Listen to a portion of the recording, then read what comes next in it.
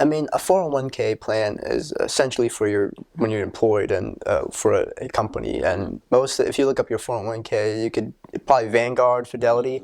Like for example, like when my mom worked, she had it in Vanguard. So basically, they have the Vanguard and Fidelity are investment management firms, vehicles, and firms that invest like I think, $1 trillion portfolio. Yeah. But 401ks are really good, I think, and if you're working, you should contribute. Gotcha. Obviously, you can get penalized if you do a early withdrawal, and there's some tax implications. They don't want you to take it out unless you're actually, retiring or you hit a Unless certain there's age. an emergency. Something. Right, emergency, or if you're investing in, for example, a business that you really believe in. I think I am an entrepreneur by spirit, so I really can't. My advice can't transition to the everyday people sometimes because Sure.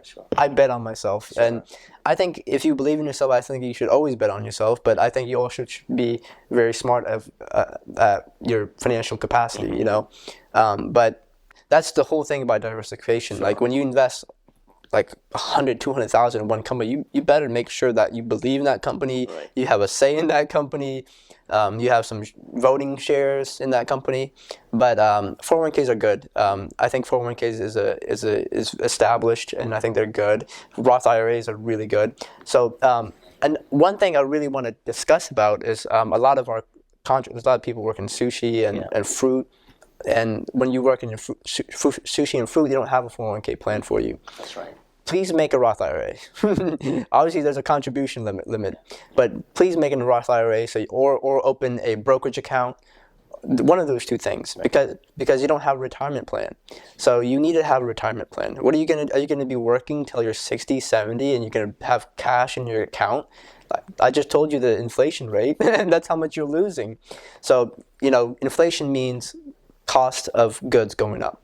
So basically, if you go to the grocery store, cost is going to go up in the next year or two from where it is now. I'm sure we've already experienced that. If you look up the United States dollar, a $100 bill in the 1990s, and if you convert that to where it is now, the $100 bill in the 1990s has a lot more buying power in the 90s than it does now. Now, $100 bill doesn't have as much buying power as it did in the 90s. So that's what you call inflation. And we have to be very wary of that, because how are you gonna? Your money has to make money for you.